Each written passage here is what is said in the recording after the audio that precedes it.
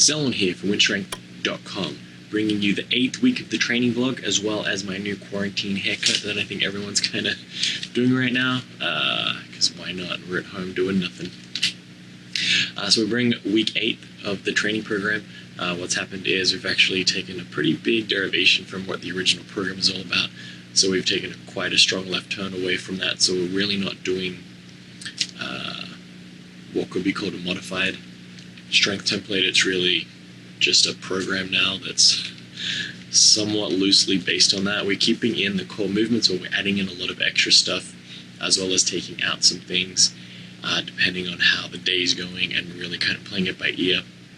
So it'll be interesting to see how the results kind of skew from here, since we've taken that quite a big turn out of there. But we are still including those heavy singles as well as the basic structure of the program. We've just kind of increased the extra stress there, and it's going to take a couple of weeks, if not a while, for my body to adjust to that extra workload and that extra stress, even though we do have that extra recovery capacity given the circumstances that we're in. So we did see some pretty good numbers last week in week 7, but what we did here, since we are in that tail end of the training program and I am looking to increase my 1 rep max squat with the regular barbell, we have switched out my max effort work with the straight barbell and substituted out that safety squat barbell. And what I'll do is I'll flip-flop, where now the accessory movements are going to be with the safety squat yoke barbell, and my main max effort work for the squat is going to be with the regular barbell there, and hopefully we'll drive up some gains that way. So week 8, we did squat 455 pounds with the straight barbell, and that is about 10 pounds shy of my last tested 1 rep max. So I don't think the loss in strength from doing a different barbell for that heavy work was too big of a difference. Obviously we're only 10 pounds shy of that, and the 455 pounds moved quite well. So I think there's some evidence there to show that even when we do change out that barbell, we change out that specificity, the strength carryover is still pretty good.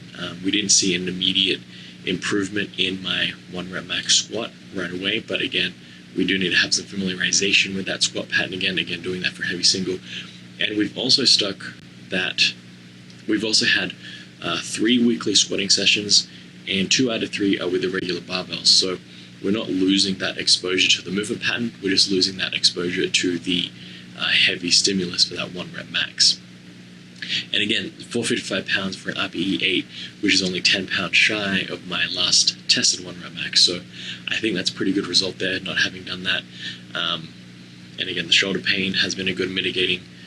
There hasn't been any shoulder pain by doing the strategy. So I think if you're not trying to booster up that 1 rep max strength with the specific nature of having to do that with a regular barbell, then by all means choose a different variation that's going to help with that, such as the safety squat barbell or the safety squat yoke barbell. So I think I'm happy with that result there, but still keeping in that low bar back squat.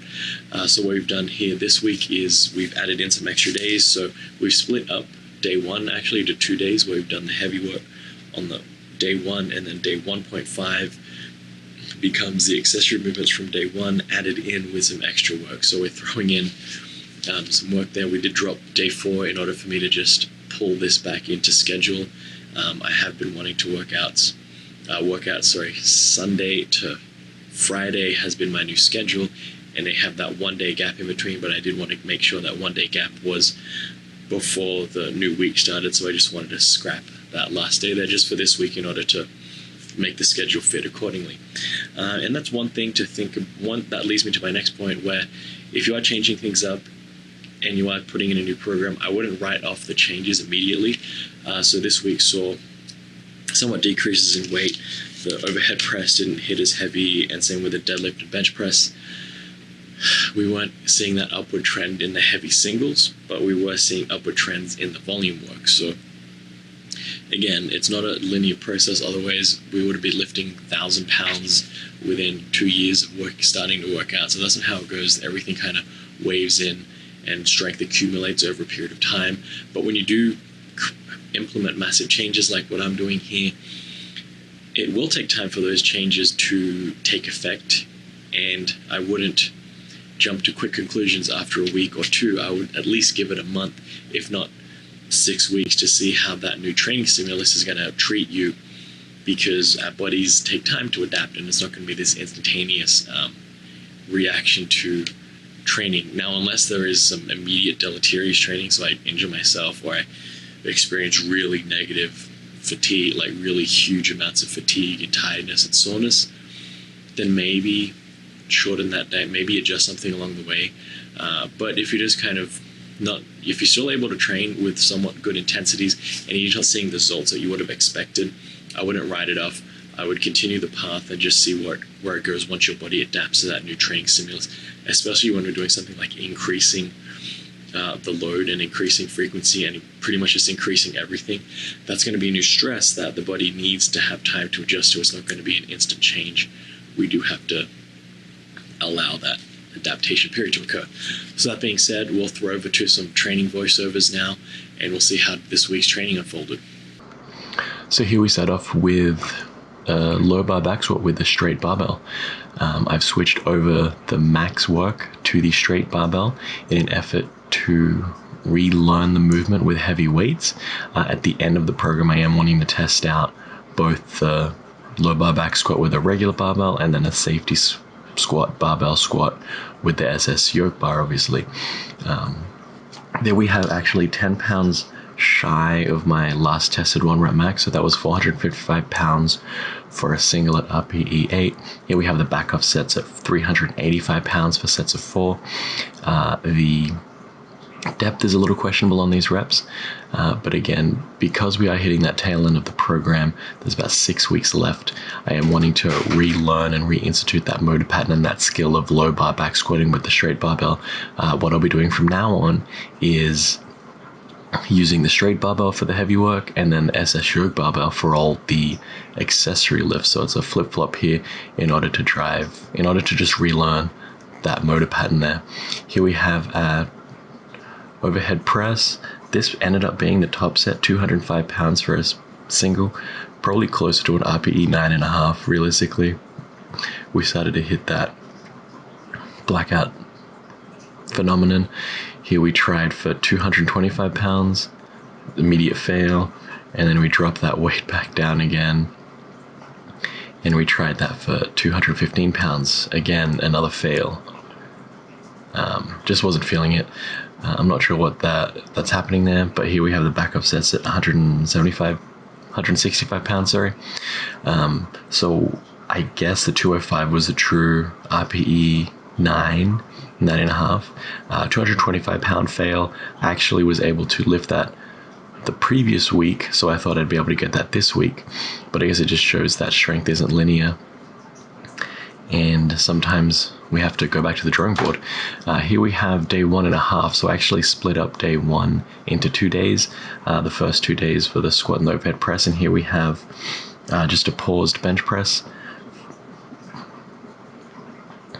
I like to think of the paused bench press as resting the barbell on a piece of glass, so you're not wanting to bang it onto the chest and then fire it back up. You're really wanting to just hover right where the hover right where the barbell touches the shirt, and you just make the slightest of contact. That way you're really driving that time under tension and really driving that ability for you to hold that weight there without sinking into the chest and losing some of that tension. We had to pause there and get that final rep out there. So this is close to an RPE 11, I guess. We had to wait for a couple of seconds there. And we just supersetted that with some single arm T-bar rows just to mix it up. I went with the single arm option in order to reduce the stress on the lower back and the erectors, just because I knew we were going to be doing deadlifts the next day. And by going the single arm version, we obviously can't lift as much weight as we can with 2 arms. You throw in the single arm as well as the balancing. All those factors add in to hopefully we're able to get the same stimulus in the lats, but not tax the lower back as much because we're not having to support as much absolute weight. We have that relatively heavy weight in each arm, but not on the back. Sorry, the lower back. Again, just supersetting here with antagonist movements in the same movement plane, so horizontal rowing with horizontal pressing. If you have access to it, a great thing here would be like a seated cable row would be awesome. And then next superset is the next set of the day was just some farmer carries. This was our heaviest farmer carry, 185 pounds in each hand. We are going downhill here, just because that's how the driveway at my house works. So it's a bit precarious going down, but it is a nice addition to add on the uphill, just because we are having to add that incline and make things slightly more difficult. Look at my how to farm or carry video, where I put some tips and how I like to approach the farmer carry. You can take some little steps. You can either do heaviest weight or for time. That was kind of a little mixture of both. Here is day 2. So starting off here with a heavy single deadlift. This was 505 pounds. So this is actually 10 pounds shy of my last tested 1 rep max. And this is 315 pounds for a heavy single. Again, so week 8 starting off with all movements, not really setting new PRs. We've been setting a couple of PRs up coming to this week, so I guess you can't ride PRs forever, which again just shows that like yesterday, the day 1, strength isn't linear. You really have to build up on that strength, and it comes in waves depending on how volume, intensity, how you're feeling that week, how overall stress is happening. And again, we're also changing a lot of things in this program where we're adding in a lot of extra stress.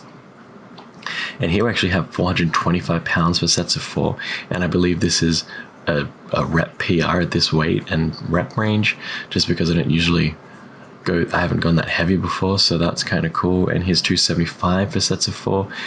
What's nice is these are actually feeling better than they have in the past. So this 275 going over sets of 4 and the bench press is looking pretty fast, I think, and it didn't feel that heavy, which I think is great. So in order to drive up strength, not only do you have to do the single rep max work, you have to throw in some volume work there in order to get that muscle hypertrophy as well. It's just movement pattern familiarity and drive some more stress in a different way. And here we have beltless squats with the SS yoke barbell. Again, I mentioned day 1, switching over all the accessory work to SS yoke for the squats in order to save that shoulder, and I think it's working there, but we'll see in a couple of weeks how that goes. Again, and I think once you get a good handle on both the yoke barbell and the straight barbell with the squat, I think they're a great substitute out for each other, and you're able to really see some gains in each of those squats with the different barbell, and they'll also travel over to the other. They're not too far apart in the realm of specificity that you can get away with substituting each out, especially if it's not paramount that you squat heavy with a straight barbell. Like if you're a power lifter, I would probably argue against using too much SS yoke barbell. Here we have the next one, just a sandbag press. Again, this is a great movement for driving up some hypertrophy and getting in some cardio work, just because we are having to rep it out. If you could somehow scale the single sandbag that I have, I would probably increase the weight here, but instead we have to just either play around with rep ranges or play around with rest periods so that we can drive up some more adaptations. Again, just working on my ability to press overhead. The sandbag is a very odd implement. The weight shifts, as well as the center of gravity isn't quite there, so you do have to arch your back over a little bit more in order to get a bit more center of gravity and stick that balance over the foot. And here we have barbell rows, 225 pounds for sets of 8. This will be the top set. Again, adding in more back work when I can, and adding in more strongman style lifts. These are the pen lay with a big bounce at the bottom. Again, not too worried about form with the rows, as long as you do all the different variety of rows over the course of your training block. So do, pen lay rows, floating barbell rows, strict rows, rows with a lot of momentum, change the grip width, change the stance width. I don't think there's one row that's superior to the other. The only thing I would throw in is hold off on the heavy Yates row, just for that increased tendency of a bicep tear. And speaking of biceps, here we have bicep curls, because arm days, because we're just throwing in some extra movements here, we're able to throw in some extra arm work. I would prefer to have an easy bar just to take away some of that stress from the wrist, but you got to do with what you got to do. And then we superset that with some triceps, just over the head dumbbell tricep extensions. Ideally, you're using slightly more weight with the triceps just because you do have more muscle mass there, and I would argue the triceps are slightly more pivotal to powerlifting and strongman just because you do have a lot more pressing movements and really trying to drive up that tricep work there with heavy weight rather than reps.